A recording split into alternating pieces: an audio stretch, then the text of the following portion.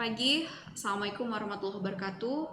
Analisa dan perencangan sistem dalam sesi ini akan membahas tentang analisis kelayakan sistem bersama saya Mihu Andayani. Baik, kita akan bahas dulu yang pertama aspek kelayakan sistem itu apa saja.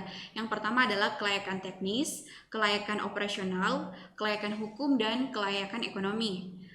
Oke, kita akan bahas satu persatu. Kelayakan teknis menyoroti kebutuhan sistem yang telah disusun dari aspek teknologi yang akan digunakan. Apakah teknologi yang dibutuhkan sudah tersedia? Ini menjawab beberapa pertanyaan ini. Apakah teknologi yang akan digunakan ini dapat berintegrasi dengan teknologi yang lain yang sudah ada misalnya, atau apakah sistem baru yang sudah ada dapat dikonversikan ke sistem dengan teknologi baru.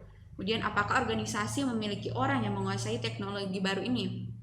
Kemudian untuk bagian kelayakan operasional menyangkut beberapa aspek untuk disebut layak secara operasional. Di usulan kebutuhan sistem harus benar-benar bisa menyelesaikan masalah yang ada di sisi pemesan, sistem informasi atau klien. Di samping itu, informasi yang dihasilkan oleh sistem harus merupakan informasi yang benar, dibutuhkan oleh pengguna, tepat pada saat pengguna menginginkannya.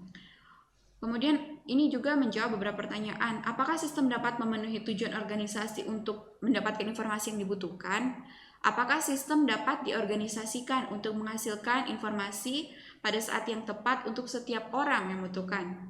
Apakah sistem baru memerlukan restrukturisasi organisasi, dan bagaimana akibat strukturisasi ini terhadap orang-orang yang ada di dalam organisasi? Apakah diperlukan pelatihan atau pelatihan ulang? Apakah personil di dalam organisasi dapat memenuhi kriteria sistem baru? Ini harus dijelaskan dalam kelayakan operasional. Kemudian selanjutnya di kelayakan hukum, ini lebih kepada pembangunan sistem yang tidak bertentangan dengan peraturan dan norma-norma yang berlaku. Poin selanjutnya adalah kelayakan ekonomi.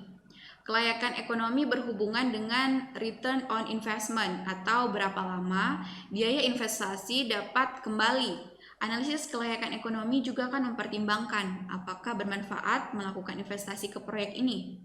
Kemudian analisis kelayakan ekonomi juga didetailkan pada analisis biaya dan manfaat.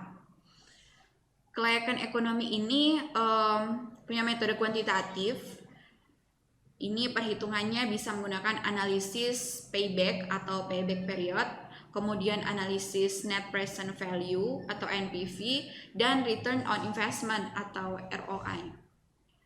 Kemudian kita akan coba bahas di studi kasus membangun sistem informasi penjualan secara online atau e-commerce pada Viola Boutique. Nah, visi toko ini itu menyediakan berbagai jenis merek pakaian wanita yang lengkap dan terjangkau, juga menguntungkan dalam industri perdagangan. Misi dari toko Viola Boutique ini itu untuk mewujudkan memberikan layanan terbaik kepada pelanggan. Kemudian memprioritaskan kualitas setiap produk dan memperluas pasaran lingkup distribusinya.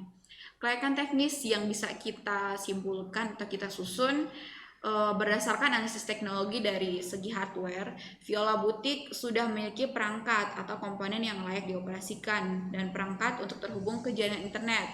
Nah, dari segi software sudah tersedia software yang mengakses internet, dan dari segi brandware, Viola Boutique sudah mempersiapkan karyawannya yang menguasai teknologi internet untuk diposisikan sebagai administrator.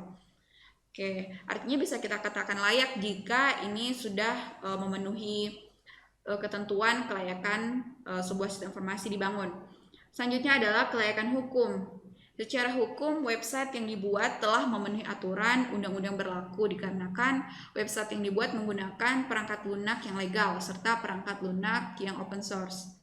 Software utama yang dipakai untuk menerapkan sistem adalah software yang orisinil, berlisensi untuk sistem operasi Windows.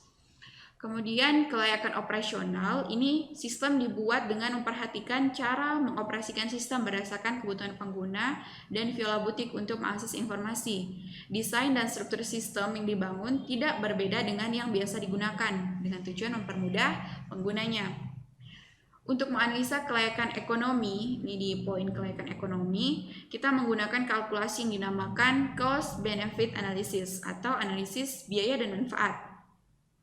Tujuan dari analisis biaya dan manfaat ini adalah untuk memberikan gambaran Apakah manfaat yang diperoleh dari sistem yang baru itu lebih besar dibandingkan dengan biaya yang dikeluarkan secara ekonomi layak yang akan dijelaskan menggunakan analisis biaya dan manfaat. Itulah penjelasan singkat tentang materi hari ini, analisis kelayakan sistem dalam mata kuliah analisa dan perencanaan sistem.